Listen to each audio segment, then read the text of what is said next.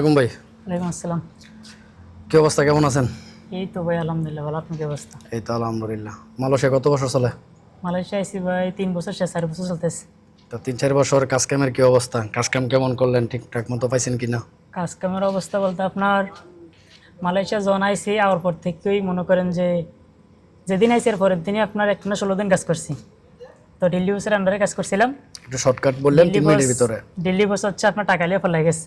হুম। তারপর হচ্ছে বাংলা বসের আন্ডারে কাজ করলাম, 3 মাস কাজ করলাম, 1 মাসের টাকা পাইছি, 2 মাসের টাকা পাইনি। তো মনে করেন যে বিদেশ যাওয়ার পরে মানে 4 বছরের ভিতরে আপনার হচ্ছে 1 বছরের টাকাই মেরে খেয়েছি। মানে কাজ করে টাকা পান না? কাজ করছি কিন্তু টাকা পাইনি। আজকে না কালকা, কালকে না আজকে, খালি এগুলোই কয়। তবে বিদেশের মাটিতে যারাই আসুক বা যারাই কাজ করুক, যাতে কোনো বাংলা বছর আন্ডার যাতে কাজ না হয়, কারণ বাংলা বছরে হচ্ছে আপনার কাজ করে টাকা দিতে চান। এটা বেশিরভাগ ক্ষেত্রে, কিন্তু বেশিরভাগ ক্ষেত্রে সবাই না, ধরেন কিন্তু 100 লোকের থেকে আপনার মানে 80% লোক এরকম টাকা দিতে চান। হুম। বাংলা বছর মানে খাচ্ছে তো এরকম যারা আমাদের বাংলাদেশিরা যারা কাজ করায় আপনার হচ্ছে কাজও করাইবো, আপনার আইনে থেকে বেশি নিব, মানে ওগো স্বার্থটা ওরা পূর্ণ করে নেব, কিন্তু হচ্ছে ওয়ার্কার টাকা ঠিক মতো দিব না। তো এখন যে আপনি এত টাকা মার খাইলেন বা 3 বছর হিসেবে আসছেন মালয়েশিয়া, আমরা তো অবশ্যই দেশের থেকে আসার সময় টাকা পয়সা দেনা করে আসছিলেন। 1 বছর মনে করেন যে আমি যখন মালয়েশিয়া আইছি আমার হচ্ছে 5.5 লক্ষ টাকা গেছে। তো হচ্ছে মনে করেন যে আমি ওই অবস্থায় কিস্তি তুলে আইছিলাম। তারপর হচ্ছে এই জায়গা হওয়ার পর আমি 1 বছর বাইর থেকে টাকা এনে লাভের সাথে টাকা এনে মনে করেন যে এই জায়গায় খাইছি। প্রত্যেক মাসে এই জায়গা হচ্ছে 350-400 টাকা লাগে, মানে খানার টাকাই। আমি এই সম্পূর্ণ টাকা হচ্ছে বাড়ি থেকে আনছি।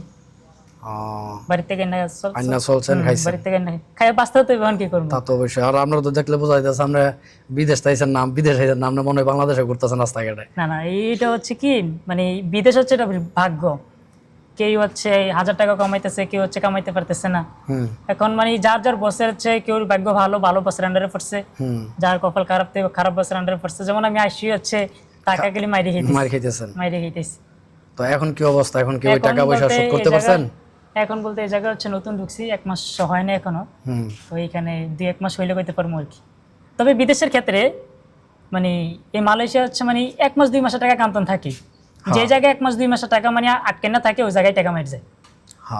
কিন্তু যে জায়গায় হচ্ছে কিনা প্রত্যেক মাসে মাসে টাকা দিয়ে যায়, ওই জায়গায় হচ্ছে বেতন সলিড হয়। তা এখন আপনি কি দেনা শেষ করতে পারছেন? যে দেনা বলতে এখন আমার দেনা আছে, আমি 4 বছর এসে এখন আমার দেনা আছে। এখনো দেনা আছে? দেনা শেষ করতে পারতেছেন? এখনো দেনা শেষ করতে পারিনি। তো ফ্যামিলি বলে না যে তুই বিদেশ কি করছ? সারা কি ফ্যামিলি তো বিশ্বাস কয় করে যে বিদেশ কইরা তো এখন তো আইসা তো ঠিক গেছি, কি করব, না পারতেছি যাইতে, না পারতেছি কিছু করতে।